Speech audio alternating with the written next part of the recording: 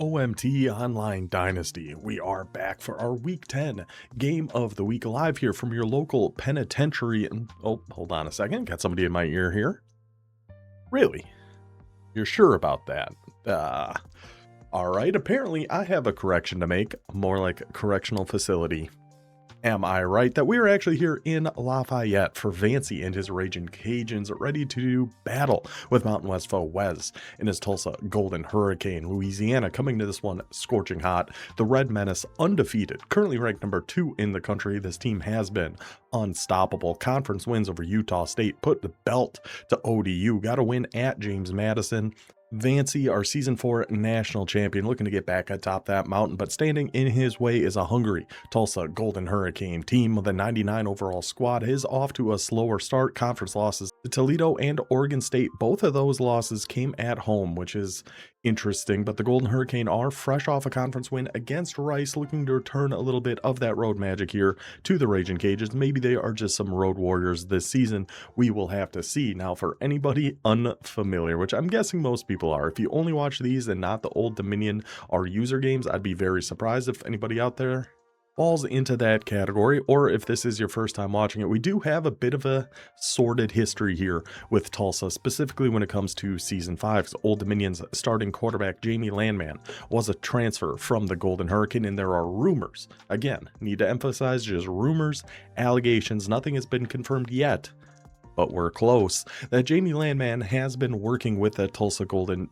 Hurricane administration and Coach Kilmer to try to bring Old Dominion down from the inside. Like I said, we're getting there. By week 12, our Old Dominion game against Tulsa, we will have the facts. We will have all the answers for you. But curious to see if those rumors are going to affect the Tulsa Golden Hurricane at all in this one, specifically that quarterback room, where we might be a little harsher than usual throughout this game. We will see how it goes. But if you are new, this is our 32 user online dynasty. We all took group of 5 teams that were rated 2 stars or below. We are in week 10 of season 5, and some of these guys have put together some preposterous teams, as we will see with these two. If you're interested in potentially joining in the future, it is all done through the Discord. Link for that is down in the description. Just make a post, tag me, DM me somehow, some way. Let me know you want on the wait list. I will get you on there. We do have like 31 people on there right now. So hopefully in College Football 27, they're going to expand the max amount of users. If not, we are looking into potentially doing two online dynasties here if I figure out how we want to do it. But just let me know you want on the wait list. You'll get a spot eventually, no matter what we end up deciding to do. So before we hop into the actual teams here, we'll take a look at their depth charts and then get into the game. We had a pretty unbelievable week again here throughout the dynasty. A lot of user games, a lot of great games. At halftime, we are going to be going over Navy versus Georgia State. We got Georgia Southern versus Memphis, Sam Houston versus East Carolina in a massive game in the American Conference, as well as Southern Miss and Washington State, who put on an unbelievable show up in Pullman in the Sun Belt Conference. And we're also going to have a little special halftime show today with a couple of songs written by Vancy, put together by Oregon State Uncle Drew. 2 different songs in a few different styles that those are going to play over the halftime highlights. Instead of me telling you what's going on, you'll still see what's happening, but you'll hear the beautiful sounds of Tulsa's betrayal. Anyway, and with all of that said, all of that covered, let's go take a look at our 2 squads here, starting with Wes and his Tulsa Golden Hurricane, the 3.5-star program, 99s across the board. Like I said, these teams are stacked. I did have to add a little extra blocker right up here so you don't see how their rankings might have changed, because I actually am recording this one after advance. Typically we don't do that. Just didn't have the time. These things happen. So at quarterback, this used to be Jamie Landman's home. 2 transfers actually top the list here with Josh Ramey and Deuce Knight, the 3rd string quarterback here. Trevor Higgins was the starter last year, but when you get transfers like these two, you know, decisions have to be made. So Higgins goes down to quarterback 3, Landman gets the boot, and we got Ramey and Knight at quarterbacks 1 and 2 for the Golden Hurricane. 90 overall, 73 speed, resistance, step up, dot on time. Another person looks like utilizing a little bit of a 2 quarterback system. We're seeing that more and more throughout the dynasty. James Madison's been doing that, I think, since year 1, because JMU was actually set up for it pretty nicely right out the gates.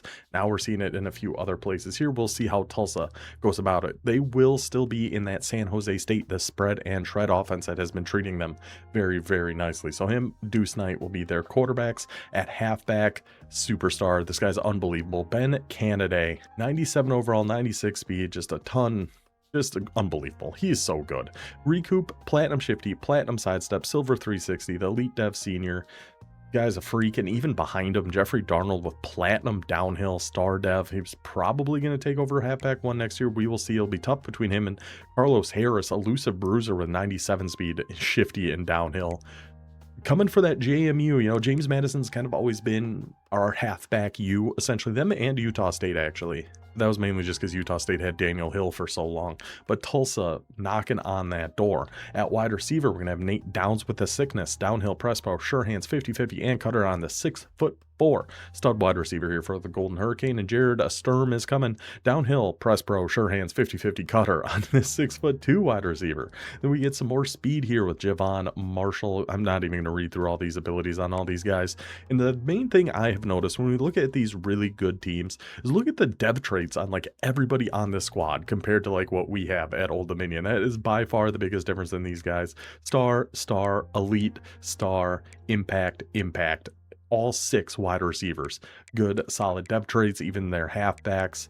Elite, star. One normal snuck his way in there, but I do think he's been there for quite some time because I remember that name. Just add it to the long list of things we need to get better at for College Football 27 is making sure we're getting guys with good depth traits. But even at tight end, Alex Earl, the podcast queen herself, 78 overall, 82 speed, impact, dev.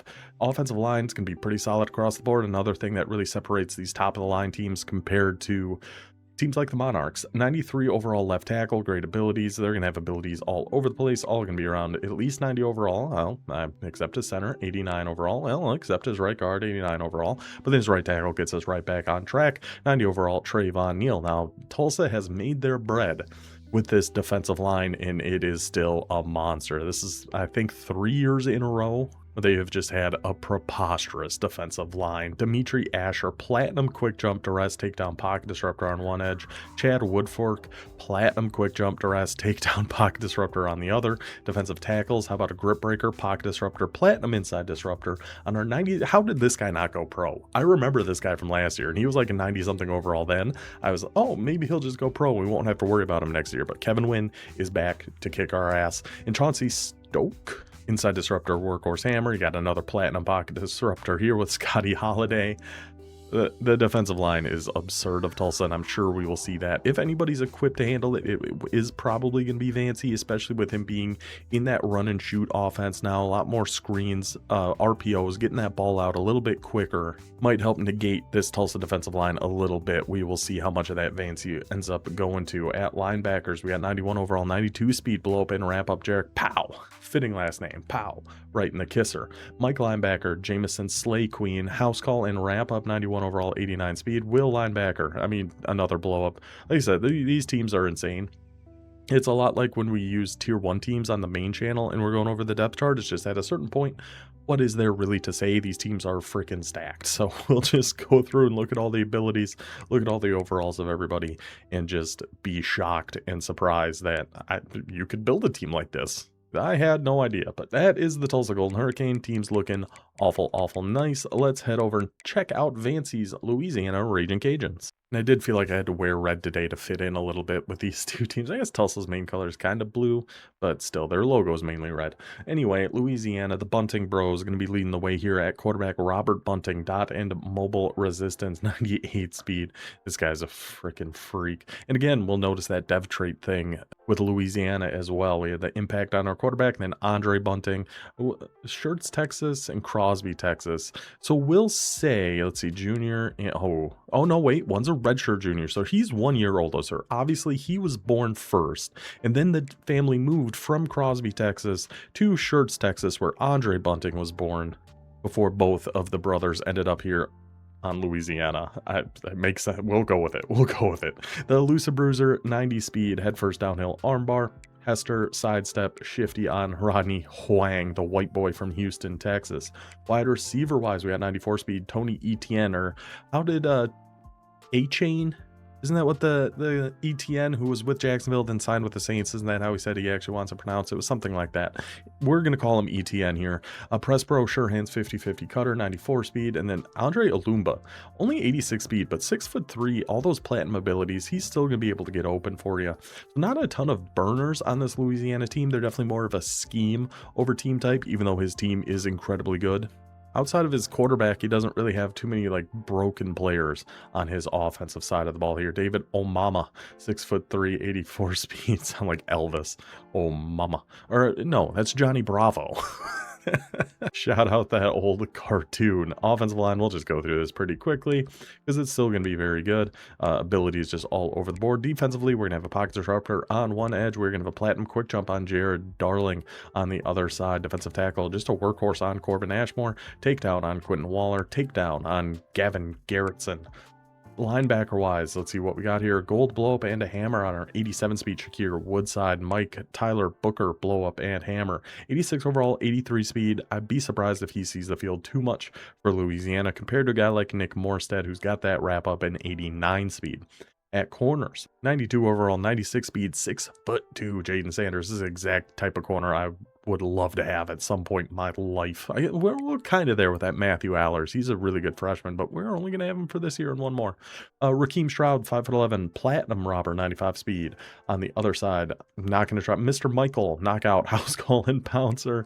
Jordan Mount, platinum robber, blanket coverage. So these teams are preposterous. Josh Fisk, somebody I would expect to see down as probably a sub linebacker, and then Mount is the backup free safety, so that when Fisk is down, Mount is taking that spot up top with his 95 speed and platinum robber. That makes a ton of sense to me. Strong safety, knockout blow up on Frederick Baber, and then Mount right here as well. I'm expecting to see Jordan Mount actually playing up top at safety quite a bit. So that is how these two teams are actually set up here. Like I said, huge game in the Mountain West. Can anybody stop the Red Menace that is Vancy's veer and shoot offense? If anybody can, you do feel like it is a defense setup like Tulsa's. Collapse that pocket quick. Don't let them get a run game going and hope for the best. So all that said, all that covered, I think we can head on down to Lafayette for our main event matchup here. Wes and Vancy. This is all going to be from Wes's point of view, and as usual on these games of the week, we're going to watch a full first drive of each team, get an idea of what the offenses are looking like, then start jumping around a little bit. We are going to have our halftime highlights I mentioned earlier, and we do have some game breaks of James Madison taking on Toledo in what was a fantastic matchup. That could have been game of the week, but we did just feature James Madison, and with the landman story, we had to get Tulsa back in here again. So let's go ahead, get on into it, get this game started. Good luck to Wes, good luck to Vancy. Let's go, boys. Also going to be coming out in their trip set right away. We will see quite a bit of trips from the Golden Hurricane, if I remember right. I think it's a formation Wes likes a little bit, different variations of trips, but a lot of the same kind of ideas with a quick hitter RPO right there to number 19, Javon Marshall, making a quick impact here for Tulsa. Going with a hurry up here too, which is a thing on the spread and shred, going right back over the middle to Marshall again, almost expecting a big Louisiana boy to jump up and get his hands up on that one. But somehow, some way, Ramey able to make a completion. It's unbelievable. Real mind-blowing. Audibling now into the wide bunch, but yeah, part of the spread and shred of San Jose State is going no huddle, is going hurry up, audibling between the different formations, really keeping defenses on their heels as much as we possibly can. So we see Tulsa implement that early, then number 93 gets in there and almost ended Ramey's season with the way he came down there. You'd hate to see that. So it's going to bring up a 2nd and 10 for the Golden Hurricane. Now going out of their veer and shoot and into more of the Hawaii run and shoot. That San Jose State playbook is a mix of the veer and shoot and run and shoot, this time in spread slots close, which I believe is only other playbook it's in is in Hawaii, but still keeping that pressure on. We see that single high safety. We take a quick one to the flat there. Late audible there from Vancy, but we got that tight end wide open, and Ramey hits him in stride. Number 9, Jeff Falk, not even the tight end. That is actually a wide receiver.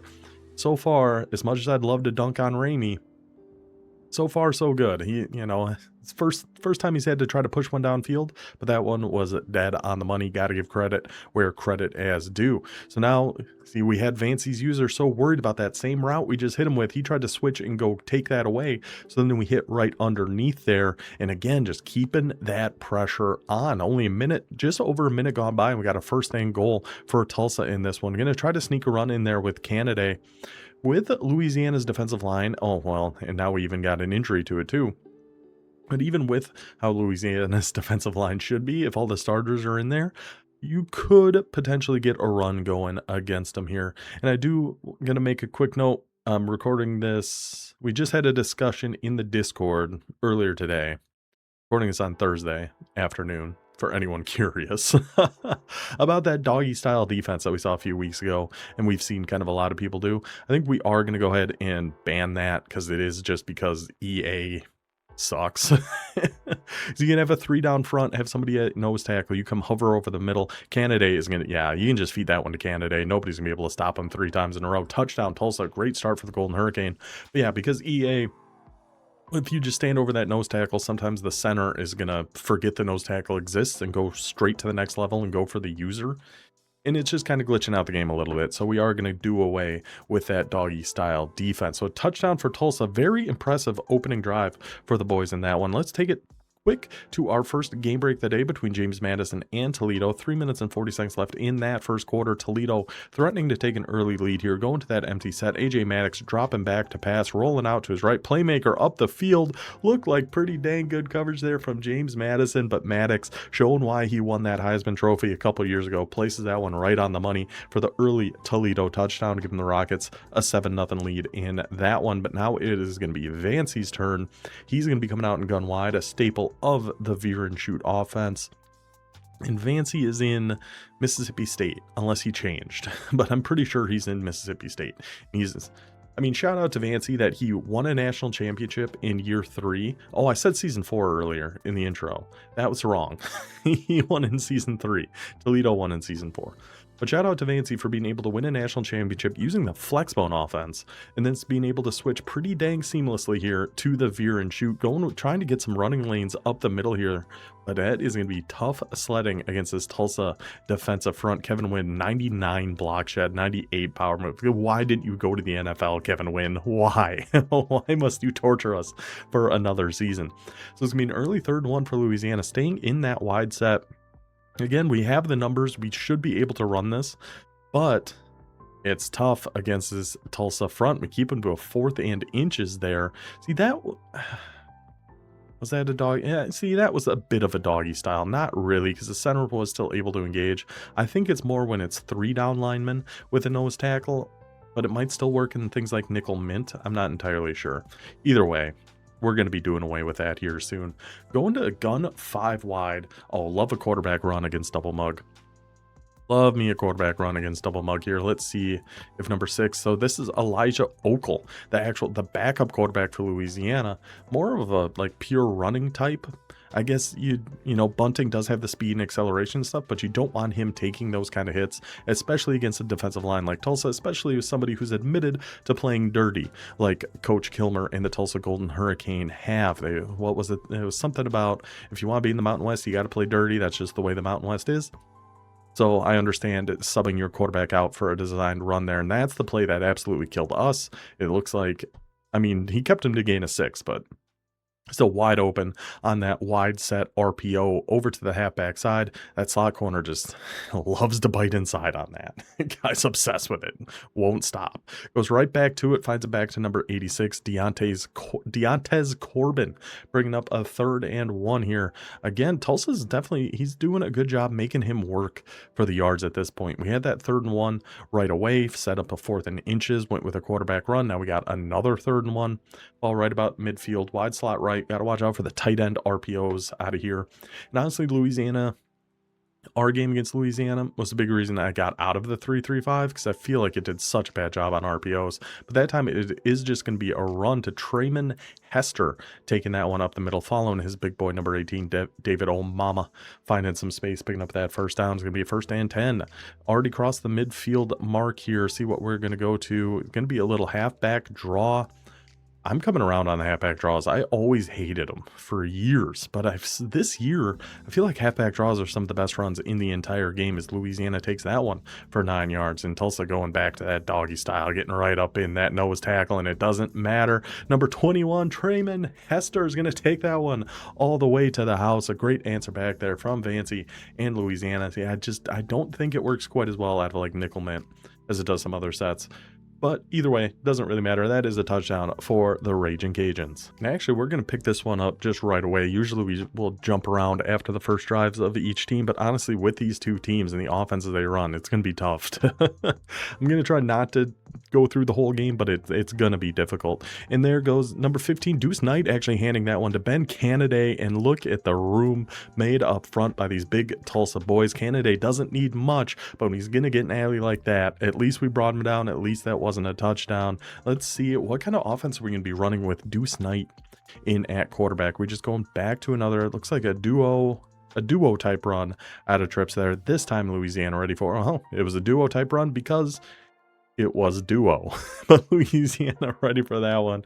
It'll be a 2nd and 12, but Tulsa already at Louisiana's 40-yard line.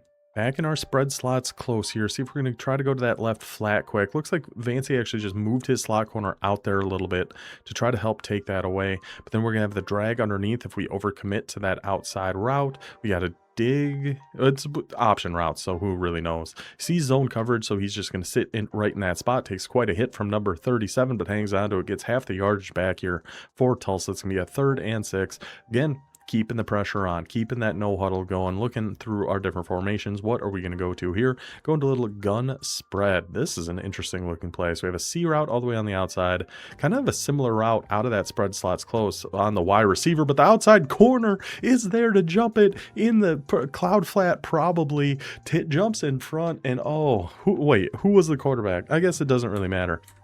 Was it Ramey? It was Josh Ramey. Yeah, it's just things you hate to see, man. Just throws a lollipop up there.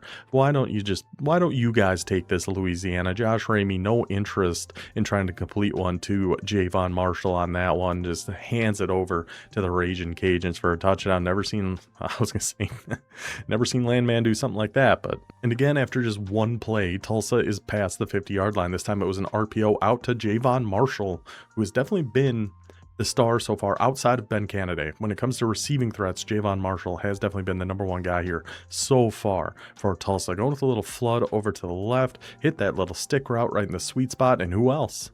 Who else but Javon Marshall? That connection, at least Ramey is able to make a connection with somebody, the transfer portal merchant, Josh Ramey, the mercenary, able to get a little chemistry going with Javon Marshall, at least so far in this one. I believe that's 5 catches for 70 yards for, for Marshall, and already 120 yards for Ramey here in the first quarter.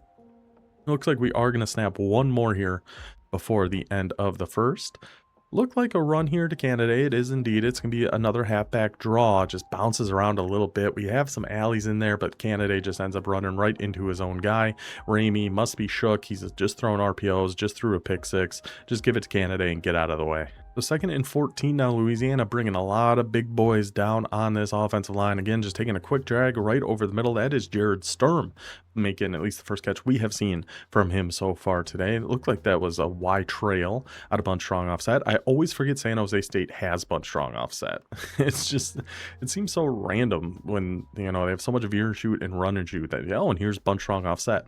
I will say it is not a very good bunch strong offset. Like, you don't have the more meta plays. I don't believe you have dagger or flood or corner strike. You got some good runs in there. And we're going to try a speed option to the weak side. Looks like Louisiana's pretty ready for it. Flying out there. They are indeed. Big man number 19 meets Canaday on the outside. It's going to be a 4th and 11 for Tulsa at the 29. Early decision for the Golden Hurricane here. I feel like you try to take your points in this situation on a 4th and 11 with a quarterback like Ramey. I don't know if we trust him to throw the ball 12 yards downfield. I think we try to get this stadium pulse, handle it, and see if we can't make this kick. Kicks up. Kick is good. Pretty good through the stadium pulse. 46-yard field goal there for Tulsa to take the lead. I said for Tulsa to take the lead. Also not true. Two just straight up lies I've said so far. Louisiana actually still up by 4. I forgot all about that pick 6. So it's a 14-10 lead for Louisiana. Excuse me. See, now let's see if that doggy style defense is going to work at a nickel mint. It seems like it hasn't been working nearly as well. Well, on a pass, we're not really going to be able to tell, but there goes one of the bunting bros, able to get to the outside and scampers for 13 yards and a Louisiana first down. 85 rushing yards for Louisiana so far, 37 for Tulsa. So outside that one big Tulsa run, Louisiana been doing a very good job containing Ben Kennedy. And I feel like Tulsa's run defense with that defensive line has been doing good too. That is the big thing for Louisiana. If we can get this quarterback going and being able to run to the outside with him, I think that's going to help the run game in general of Louisiana quite a bit. So here comes that doggy style again. But see, again, I just don't think that works quite as well. We could try a little, I don't know, that might have been a power read. It was power read out to the left. That's a Louisiana staple. That's one we've seen no matter if he's in the flex bone or in a veer and shoot offense. Get used to seeing the power read out of this young man. Take it to the 2-minute warning. Actually, let's pause this for a second so we can go to our next game break. So we're a little past due for that. 2.5 minutes left. Toledo with the ball in a 7-7 ball game. And we know James Madison loves to run with their quarterback Cam Dyer. Toledo can break that out from time to time here as well. Usually he brings in the backup. This time it is AJ Maddox getting it done, taking that run to the outside. And look at the dance moves. Look at the moves. Unbelievable. Oh, I don't think, cut away. We can't show that. We can't show that. That is just straight up vulgar. AJ, please. All right, let's get back to our main event here at the 2-minute warning. 2nd and 8 coming up for the Raging Cajuns.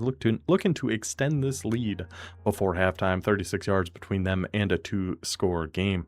Now kind of coming out in some tight Y off. I don't really remember much about Louisiana coming out in this formation. Let's see if there's a specific reason for it. So still come down to mug that gap, even if there's not a defensive tackle for him to penetrate there. It's going to be a 2nd and 8, dropping back to pass. Right up the seam. What happened there? How did that young man get so wide open? So this is just a tight end streak, so we're on a hook. Okay, so we're on a hook here. This must be a cover 3. Outside third, middle third's way over here. If we're on the hook, there's just nobody up this seam. Yep. Beautiful time to slip in a little tight end streak. Number 18, David O'Mama, taking that one down to the 1-yard line. Gonna be a 1st and goal now. Yeah, I guess there's no real point in trying to work clock in this situation.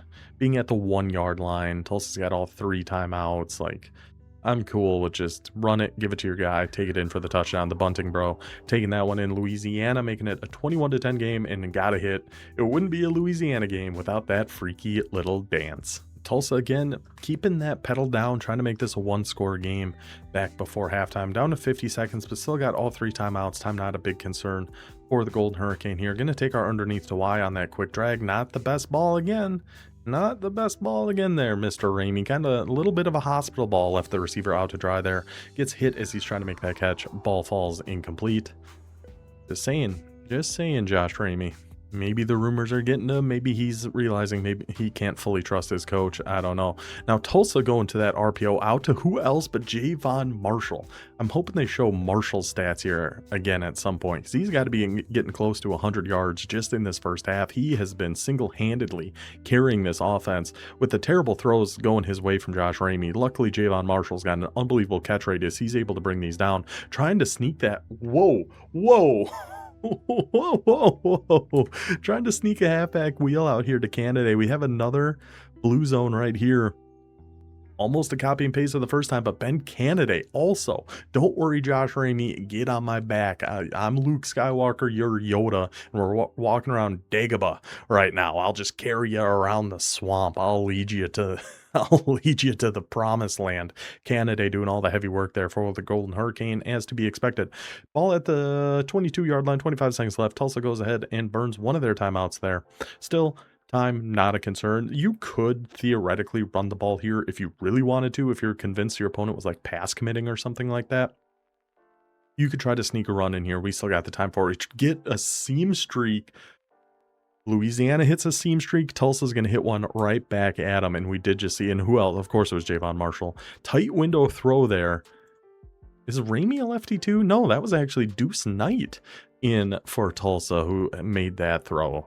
That's an awful tight window, but he gets it in beneath the deep zones, just barely over the hook, setting up a 1st and goal at the 2 here for Tulsa, trying to go hurry up. That's 7 catches and 102 yards in this first half for Javon Marshall. Trying to go hurry up there, just give it to Canada.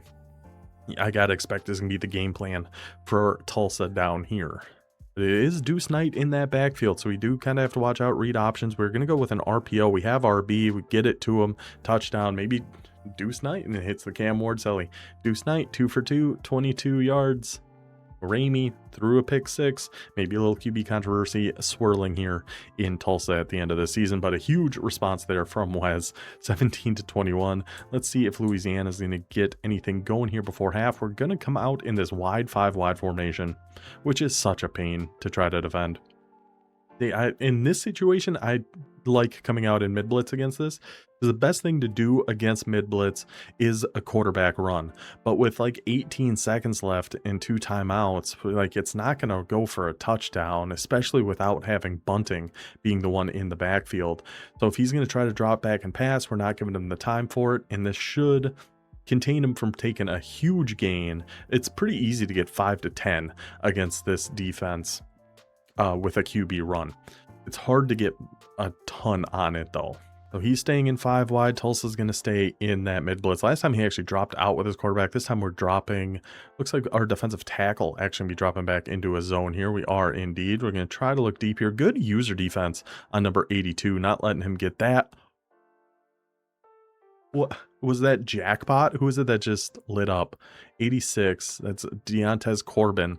I think that's the jackpot ability that just lit up there. Honestly, kind of surprised he didn't end up coming down with that one. So we got one last shot for the end zone. We're going to take the underneath, just pad the stats of Robert Bunting here a little bit before half. So it's going to be a 21-17 lead for Louisiana, and it's going to be Ragin' Cajun ball as we head into the second half. And so far, I think the star of the show has certainly been Javon Marshall at wide receiver for Tulsa. We'll see if they're going to keep trying to get him the rock on some RPOs. We did push it downfield there on that little seam streak that Deuce Knight threw an absolute laser on. And maybe we'll pay a little bit more attention to when Ramey is in versus when Deuce Knight is in, see if there's anything.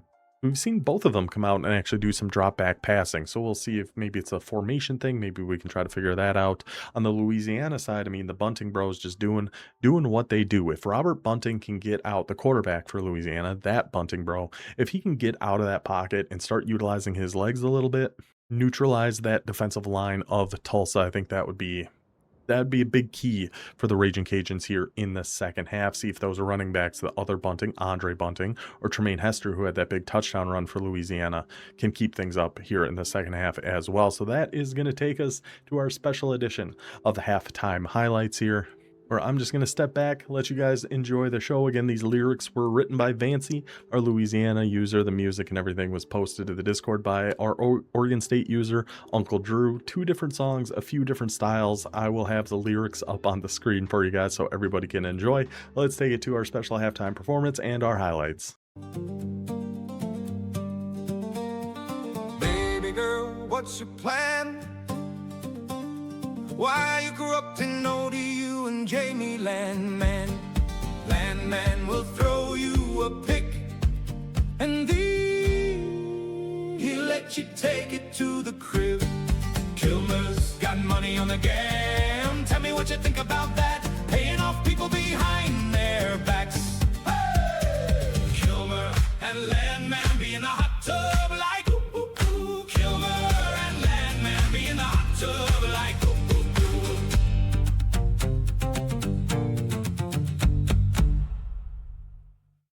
Baby girl, what's your plan? Why are you corrupting ODU and James Landman?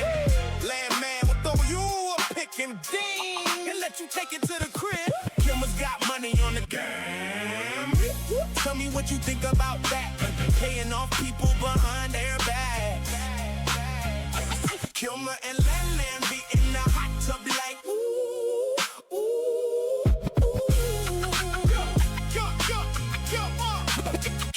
Kilmer and Landman be in the hot tub like ooh, ooh, ooh. Baby girl,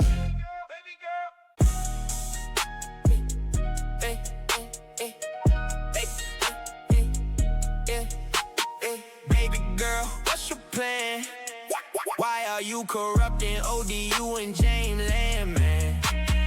Landman will throw you a pick, and then he'll let you take it to the crib. Kimmel's got money on the game. Tell me what you think about that. Paying off people behind your backs. Kilmer and Landman be in the hot tube like ooh, ooh. Kilmer and Landman be in the hot tube like ooh, ooh.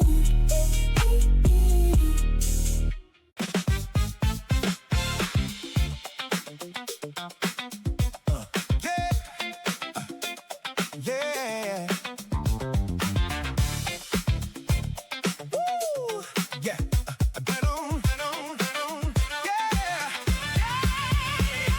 Now what you hear is all the fact. I can't keep it too discreet. The secret's out, I'll tell you how. Come with me, move your feet. Landman's on a deceitful grind. It's dishonest and it's mean, but that money will corrupt you when all you see is green. Being undercover for a coach past his prime, who's got an evil mind. Baby girl, you know it's hot tub time. But Jamie Landman thinks his coach is kind. Poor kid is too confused, he doesn't even know he's blind. Cause what Landman can't see will kill ya. The flow is too illa. He's beating on his chest like an insane gorilla. But just give Landman time. You know the truth will shine through to this kid, so we can't deny. There's no way these accusations are AI. Kilmer and Landman be in the hot tub like ooh. Oh yeah. Kilmer and Landman be in the hot tub like ooh.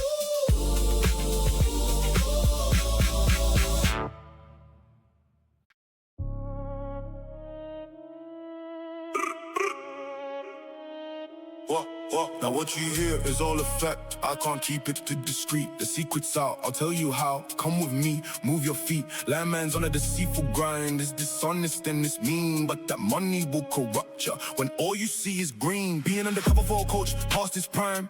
Who's got an evil mind? Baby girl, you know it's hot tub time. But Jamie Landman thinks his coach is kind. Poor kid is too confused, he doesn't even know he's blind. Cause what Landman can't see will kill ya. The flow is too illa. He's beating on his chest like an insane gorilla. But just give Landman time, you know the truth will shine through to this kid, so we can't deny. There's no way these accusations are AI. Kimmer and Landman be in the hot tube like ooh, ooh, ooh, ooh, ooh. Kimmer and Landman be in the hot tube like ooh, ooh, ooh, ooh, ooh.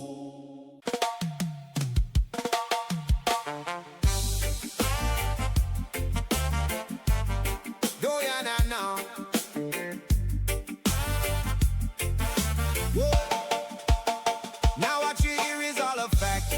I can't keep it too discreet.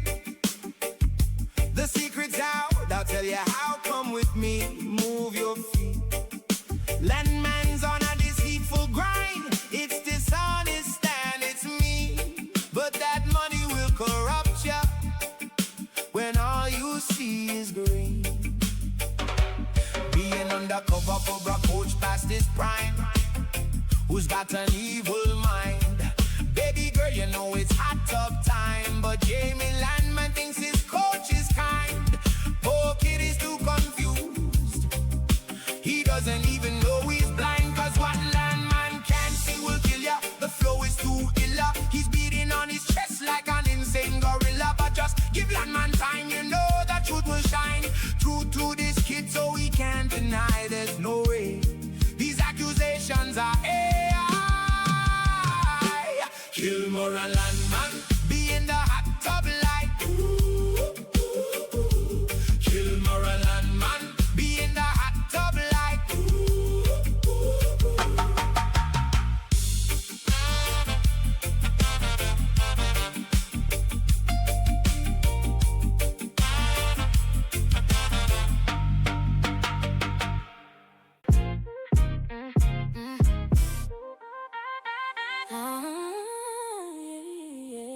Now what you hear is all a fact. I can't keep it too discreet. The secret's out, I'll tell you how. Come with me, move your feet. That man's on a deceitful grind. It's dishonest and it's mean, but that money will corrupt you when all you see is green. Being undercover for a coach past his prime. Who's got an evil mind? Baby girl, you know it's hot tub time, but Jamie Lemon thinks his coach is kind. Poor kid is too confused, he doesn't even know he's blind. Cause what landman can't see will kill ya. The flow is too illa. He's beating on his chest like an insane gorilla. But just give Landman time. You know the truth will shine through to this kid, so he can't deny. There's no way these accusations are AI. Kilmer and Landman be in the hot tub like ooh, ooh, ooh, ooh. Kilmer and Landman be in the hot tub like ooh, ooh, ooh, ooh. I mean, just round of applause all around. Everybody involved knocked that one out of the park. A couple things to note. Number one, let me know which one your favorite was. I think the second song, the first one of the second song, the funk version, I love that one. I could legitimately just listen to that one. I might find a way to put it on a playlist or something. Number two, congratulations to our newest user in the Dynasty who just took over Navy. Shan, I think I'm saying that right. He goes by Navy Man, Navy Guy, Navy something in the Discord now. Coming in and not only winning his first game, but getting a win against Georgia State, who had been kind of running away with Conference USA. We'll show all the conference standings and stuff at the end, but that was a huge win for Navy and quite a welcome to the Dynasty for that gentleman. So that is our little halftime show. Hope you guys enjoyed that one as much as I did. Let's get back to our main event here. And we are just going to pick this one up right away. Louisiana starting with the ball in the second half, up by 4, hanging on to this 4-point lead. Got the trips over to the right side. Quarterback bunting in the backfield with his brother, going for an RPO, and the user lurk by Wes, number 55. Unbelievable play by him to fly over to the right here. Sees that tight end pop coming and able to undercut that, get the interception. Maybe that's that big swing that Tulsa defense has been looking for this whole game. Jarek Pow gets the user pick. Now Tulsa's offense has to take advantage of this opportunity here. Looks like we're going back to our bunch strong offset. Was this the duo run we went to here? Duo, one of the best runs in the game. Duo, very, very good, especially out of the bunch strong offset formation. We are going to go to duo, and look at Candidate just shooting like a rocket out of that backfield, because it almost works like a draw a little bit. You can see there's a little bit of a delay between when the quarterback gets that to when it's actually handed off. Maybe that helps it be a little bit better. Going with that wide bunch, yeah, we can't throw this. So if this is the RPO, we're going to have to try to, just all over him. Deuce Knight left nowhere to go. Tyler Booker flies into the backfield to bring him down. We set up a 3rd and 10 here for Tulsa, trying to make some hot routes, but that home crowd getting loud here in Lafayette. Going for a little switch sail. I believe this play is called Spartans switch sail with the trips over to the wide side. Not sure what we're trying to hot route, but we weren't able to do it. But the flat gets left wide open. I'm not sure. Oh my God. The flag gets left wide open. Then Javon Marshall, who had been the superstar for Tulsa all day, gets absolutely leveled. Like Bane to Batman, just got his back snapped in half on that hit stick. Jaden Sanders comes and levels him, forces the fumble, and Louisiana's defense answers right back. Tulsa's defense gets that quick turnover. And what a hit laid by the Raging Cajuns. But then on 2nd and 13, the Tulsa defense is going to answer back yet again. These two teams just trading the haymaker blows, as Bunting has got his halfback, his brother in the backfield there with him, Andre Bunting. Going to drop back to pass, sending Bunting out, trying to roll out, but there is that defensive line of Tulsa, just nowhere for Bunting to go, nowhere to escape, and a safety forced by the Tulsa defense. Going to be a 2-point lead. Tulsa taken back over. And just a few plays after taking back over, they are past the 50-yard line with 3 minutes left in the third quarter here. Dropping back to pass again. We are only trusting Ramey to throw those quick underneaths. That's all we can really trust him to do, but that's all Tulsa needs him to do. So I understand the process here. with Ramey at quarterback for Tulsa. 2nd and 2, a nice gain of 8. Quick underneath one there. Trying to set up this run to candidate again, and that big boys up front for Tulsa doing work on both sides of the ball. The defensive big boys force that safety. The offensive big boys again giving candidate a huge lane to run through. 12 attempts for 70 yards. See if that's something they are going to try to keep leaning on here. Candidate and Marshall definitely been the big two standout guys for us on the Tulsa offense so far. Looks like another RPO coming here, trying to sneak that streak out there. Good pass lead to the left. I'm fairly confident Wes went ahead, had a full pass lead going over to the left there away from that safety, because that was a pretty tight window, but we're able to hit another seam streak. Kind of killing them on those 2 big seam streak plays here for Tulsa's offense. See, so we got the trips going to the wide side. Definitely have to watch an RPO. It's going to be that sail play here again. This time actually throwing a post on A instead of corner out. I'm not sure if that's actually what we meant to do, because the stadium pulse might mess some things up, but it is, and we find him right over the middle. Who else? Javon Marshall. Those helmets are actually kind of sick. Those red, white, and blue ones. We were just talking the other day about how Tulsa doesn't have great uniforms. Those helmets are nice, though. Javon Marshall making up somewhat for his fumble on that last drive. Cooks over the middle of the field. Touchdown, Tulsa. The Golden Hurricane with a 5-point lead now. And actually, let me take it to, I believe this should be our next game break right about now. It is indeed. Actually, we're a little bit overdue for it. So James Madison down 7-24, 24-7, I guess would be the better way to say that at this point in the game. 3.5 minutes to go, but we saw Toledo's AJ Maddox break off a big touchdown run. We know Cam Dyer is capable of doing the same here, and this isn't even a designed run. This time we're just rolling out of that pocket, and nobody on Toledo's defense is going to be able to keep up with Cam Dyer. Takes that one, tries to meet him down there, hits him with a big juke, doesn't take it all the way in, and we also just saw a nice quarterback run there from Louisiana.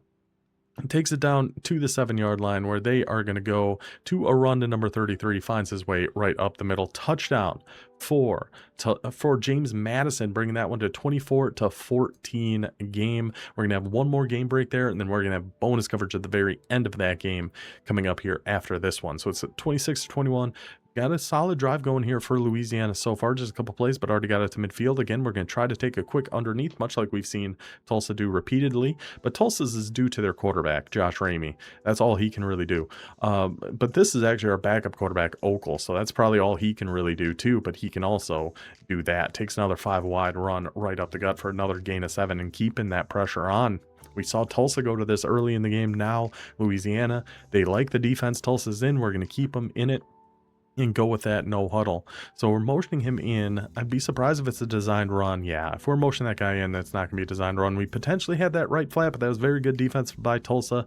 You just got to get rid of that ball so fast against this defensive line. Nobody really got open right away. Number 92 gets off that block, because of course he does. It's going to be a 3rd and 3. We're staying in that 5-wide. But yeah, I would have been surprised if it was a designed run when we motion that receiver in, because that kind of changes a lot of the numbers and stuff. This, I would not be surprised to see a designed run here. Tulsa going, it looks like we're only, yeah, not surprised at all to see a designed run there against a defensive front like that. Just another thing you got to worry about when you go up against Louisiana, because he has shown he'll throw, kind of like with Tulsa. Just because they're bringing that backup quarterback in, it doesn't mean it's just going to be a designed run. Tulsa's used Deuce Knight and thrown the ball from the pocket. Louisiana's done the same with that Okel. But definitely something you have to consider when you see those quarterbacks in there. So now it's a 1st and 10 ball at the 27, 30 seconds left in the 3rd quarter. We're going to go with a run, bunting to bunting, right up the middle. Beautiful lane, beautiful blocking up front, and hit that weird little dance. I don't even know how to do it, but that is a touchdown for the Raging Cajuns. And I don't remember if they go for 2 in this instance. They do indeed. Going to be some gun tight Y off, trying to make this a 3-score lead. Bunting dropping back to pass, a little stunt coming up the middle, hits the Texas route. The bunting to bunting connection strikes again. 2-point conversion is good, and that is now a 3-point lead for the Raging Cajuns. And actually, that is going to take us to our last game break here between James Madison and Toledo, because this is still in the 3rd quarter. 55 seconds left. JMU still down by 17, but still with the ball and still with Cam Dyer in that backfield, and this man is a menace. A little QB orbit RPO. Dyer sees his gap, and he is going to take it this time.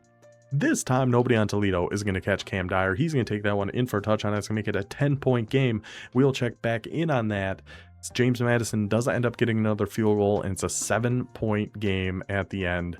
crazy finish coming in that one. So now Tulsa with the ball. Let's skip ahead just a little bit. After another RPO and another quick throw to the flats, the Josh Ramey specials, it has got Tulsa to Louisiana's 41-yard line here. A good drive going down by 3. Less than 5 minutes ago, dropping back to pass, and again, just taking that quick underneaths. Louisiana keeps giving them up, keep taking them if you're Tulsa. Jeff Falk on that reception, and I believe I saw Javon Marshall now was up to 11 catches in like 140-something yards. The guy is having the game of his life for the Golden Hurricane, but a nice 9-yard gain right over the middle there. You're going to keep coming out in our 2x2 set here with Canada in the backfield. Yeah, not going to be running too much against this front. We would think it's going to be a little stick. Can go right for the stick. Looks like the user was there, switched off it for a second, given just enough time to Ramey to fit one in there to Jeff Falk for Tulsa to pick up at that big first down to the 28-yard line. Certainly in field goal range. We saw him hit from further already in this game, so looking good to at least tie this one up. But with Josh Ramey, you just never know. Anything's possible with that guy in the backfield. So PA read now out of it's just gun spread. It looks like looking for the flats and not there. And look at this time, Louisiana's defensive line, Tyler Booker gets back there yet again, getting another sack for the Raging Cajuns. We'd seen Tulsa's defensive line do very similar things to a lot of teams. This time, though, it's Booker fighting his way through the blocks, bringing him down for the sack. A 2nd and 16. What do we go to here when we're Tulsa and we have a quarterback we can't trust to throw the ball more than 5 yards? That's my question. We'll see if we get this answered. Little slot drive. See if we're going to keep this kind of default here.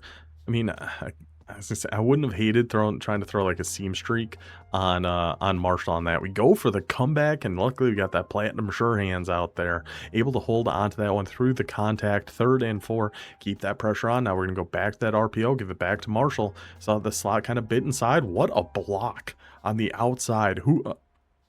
See if we can see who that is. All the way on the outside right here. Look at him just demolish this outside corner. Just see you, brother. Enjoy your dirt nap. Takes him down, picks up the first down. Yeah, 12 catches, 154 yards for Javon Marshall so far. By far leading the way for Tulsa. Now we're going to flip this to the other side, see if we're going to try to sneak another RPO in here. We are. The numbers look pretty good, unless Louisiana's user is going to fly over there. He is not. He did give up that RPO, but another beautiful pancake, this time by the offensive lineman, number 63, paving the way. Ben Canada taking that one in for the Tulsa touchdown. They are going to take back the 4-point lead. Unbelievable back and forth game these two guys got going. In dirty pool by Vancy with a roughing the kicker here, trying to taking out a play of Tulsa's own playbook on that one. Frustrated to give up a touchdown, just go blast the kicker. What are they going to do about it? Real Coach Kilmer move there. Now we jump ahead to the 2-minute warning. Louisiana's got the ball, 2nd and 5 at Tulsa's 41-yard line. Field goal obviously does them no good in this instance. It is a touchdown or bust for the Raging Cajuns, and they are going to be going back to their wide 5 wide. This time still with Bunting in the backfield. And you still can't take out of consideration a quarterback run here. We know how fast and shifty Bunting is, even though it has been Okel as the runner for the most part. There's no way I'm saying that right. We are going to drop back to pass. We're definitely looking, I think we're looking for that mesh underneath, but the user defensive Wes takes that one away, forces Bunting out of the pocket where he's got to throw it away. Now a 3rd and 5. Louisiana, still all 3 timeouts, but feel like it's just about game on the line with how good Tulsa's running game has been with Ben Canada. I don't think we can trust our defense to be able to really slow that man down a whole lot. So it's got to be 4-down territory and hope for the best. 3rd and 5, minute 56. Bunting pointing all around, directing traffic in the backfield here. I wouldn't hate a QB run. It wasn't a great alignment for it. Again, looking for that drag underneath, but looks deeper over the middle and finds number 84, Jaden Smith. Shout out to Will and Jada. It's kind of weird. You named your daughter after the dad and the son after the mom, but you guys are doing something right. You got a kid playing for our year 3 national champions here. Jaden Smith finds a space over the middle. First down for Louisiana. Ball at the 19-yard line. Less than 2 minutes to go. We're going to go back to our gun wide and see what we can draw up here. Bunting in the backfield. Both Buntings in the backfield.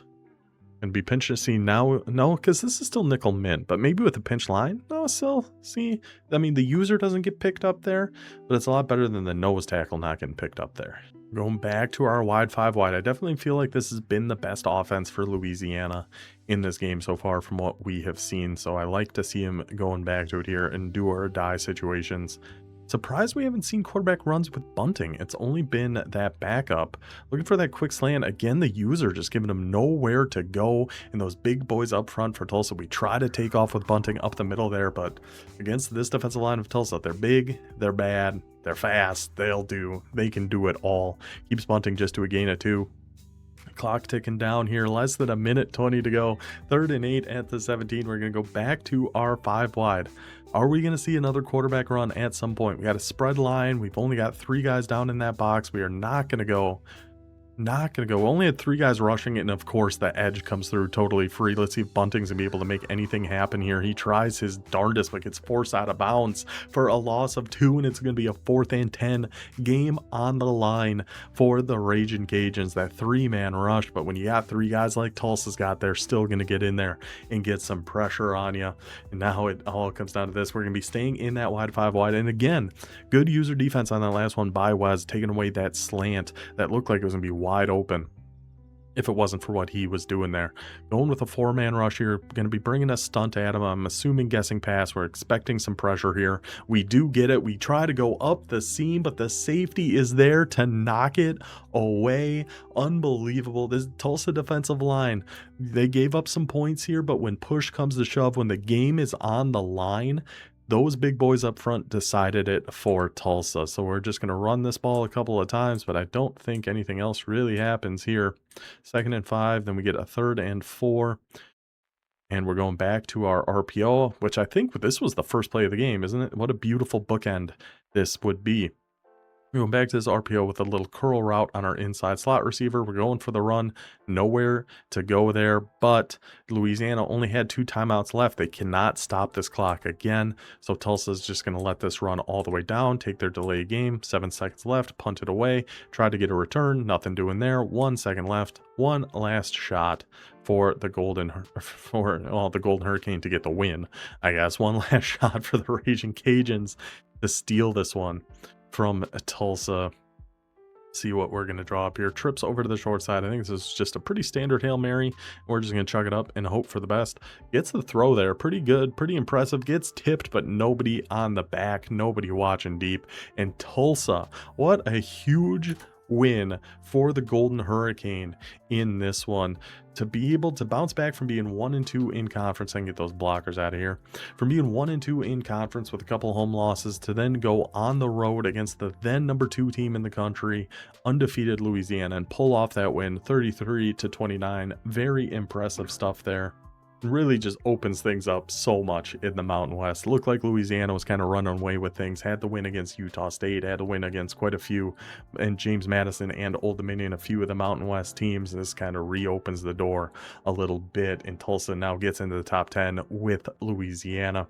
We'll go over our full conference standings here at the end, but we have got bonus action coming your way at the end of this one, headed to Toledo, our reigning national champion, trying to get things put back together here a little bit. Coming into this one at 7-2, James Madison at 7-1. Now we saw JMU scored to make it a 10-point game. They added 3. It's a 7-point game, and now Toledo, facing a 4th and 18 at their own 7-yard line, up by 7, is going to decide to go for it here. They're going to try to put this one away right here, right now.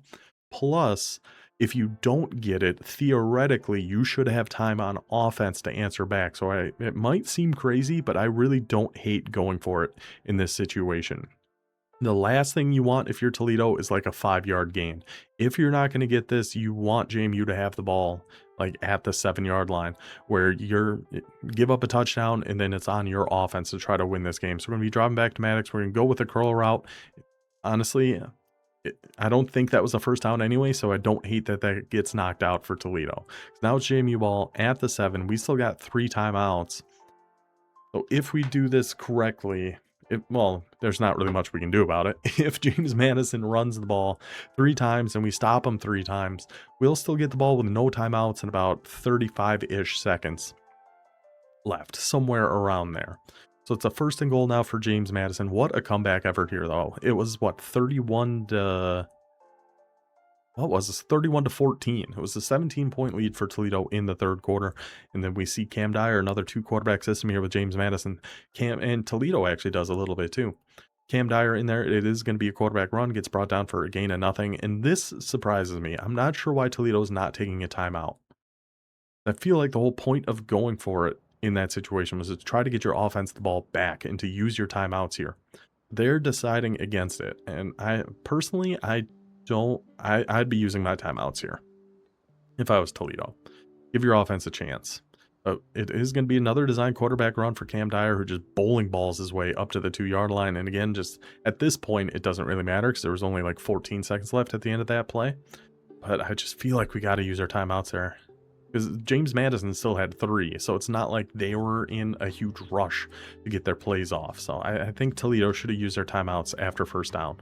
Now it is going to be a 3rd and goal at the 2, 10 seconds left. James Madison looking to pull off a huge, another road upset in the Mountain West. It's been a thing going around here, and we're going back to that RPO, and we have them on the back line, that deuce close RPO of James Madison. Nobody's been able to figure out a way to stop that yet. Been just absolute money, and guess what? Much like we saw when we did James Madison for their game of the week against Rice, they are not going to be playing for overtime here. They are going to be playing for the win, and they're going to be going for 2, coming back out and deuce close. Going to go with man coverage to try to guard. We have a feeling, we kind of know what's coming here. It's going to be that RPO. Goes to the back line. We got 2 guys there, but the platinum sure hands on number 87 is able to come down with it.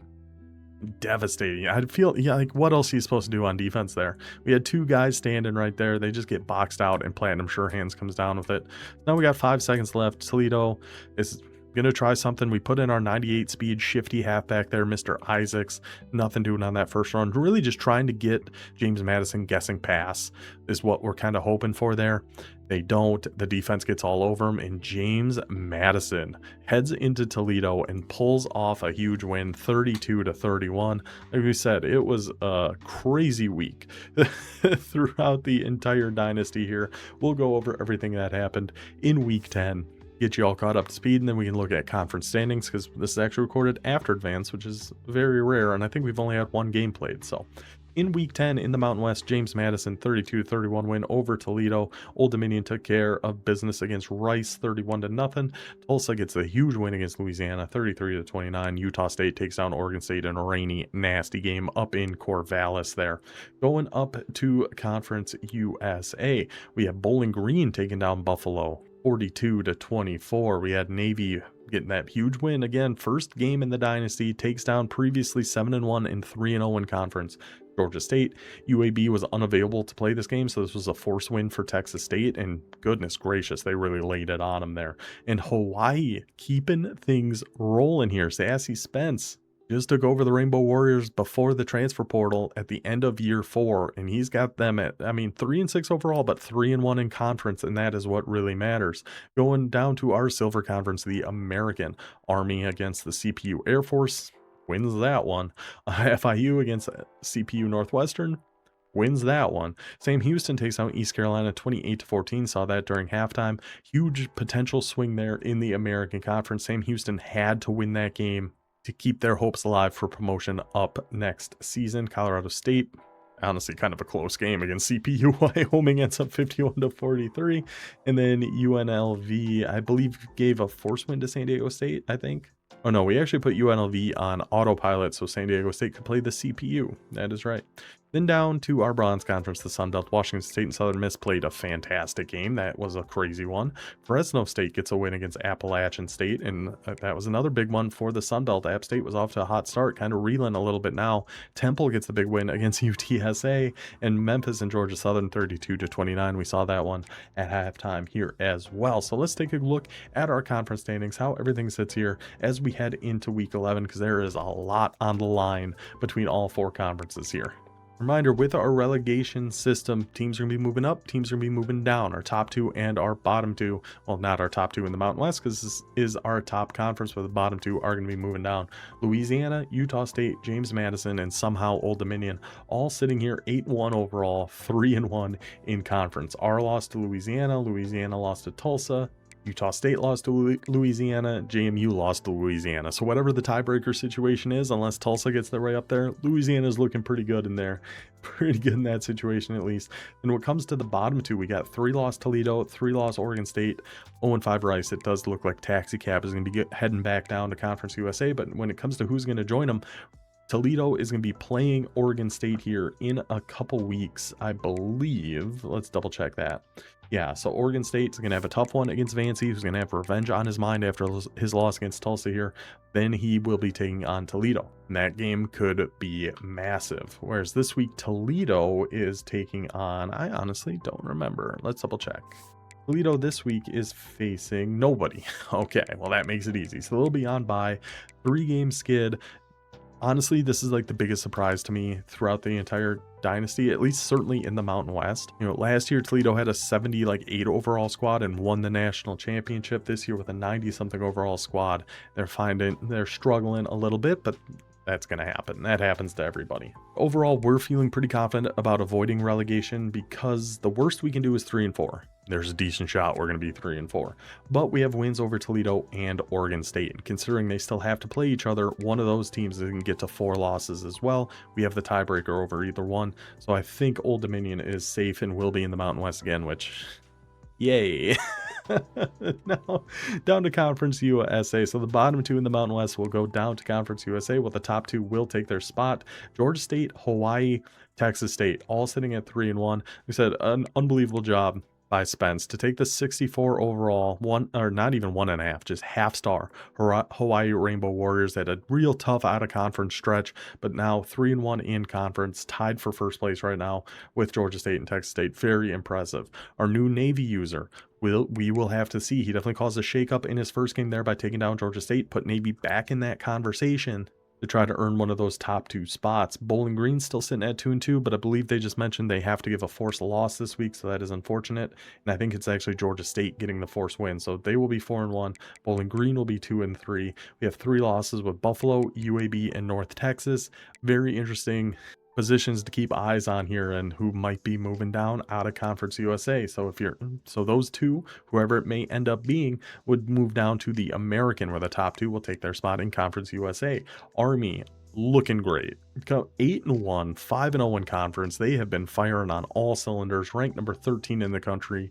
Timeless Raven really doing some things there with the Army Black Knights. But then the race for second, we got East Carolina sitting at 4-1, Sam Houston sitting at 3-1. Why their win against ECU last week was so important. Or else we'd have 2 teams at 5-0 and everybody else at 2 losses. It almost would have been over the race for the top 2 in the American. Colorado State trying to hang on here. They need somebody to fall behind between ECU and Sam Houston.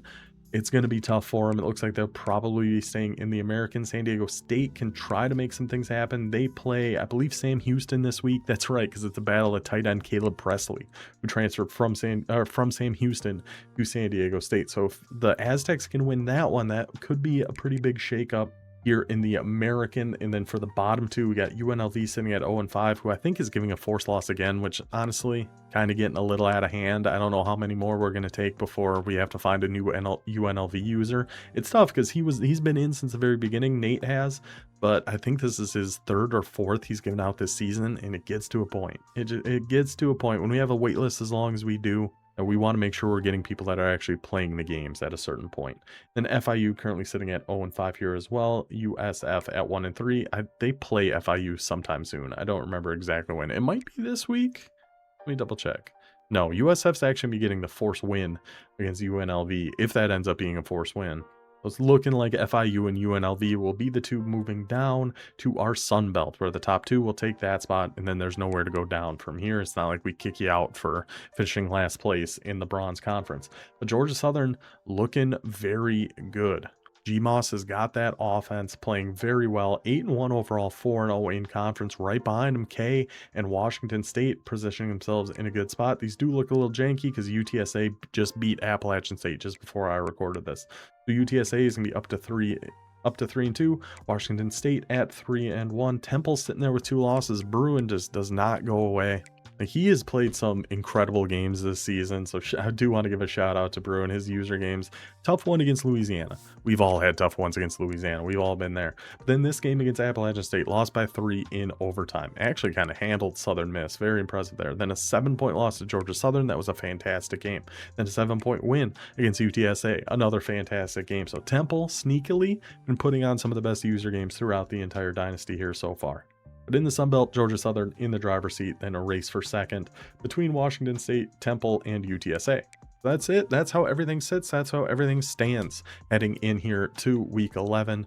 A lot still to play for, a lot still on the line. I hope you guys enjoyed this one. We'll be back soon with our user game against James Madison, our fierce rival. We are 2-2 against. You're heading into year 5, looking to break that tie. Then we'll have a game of the week for week 11. I will see you guys then. Until then, take it easy.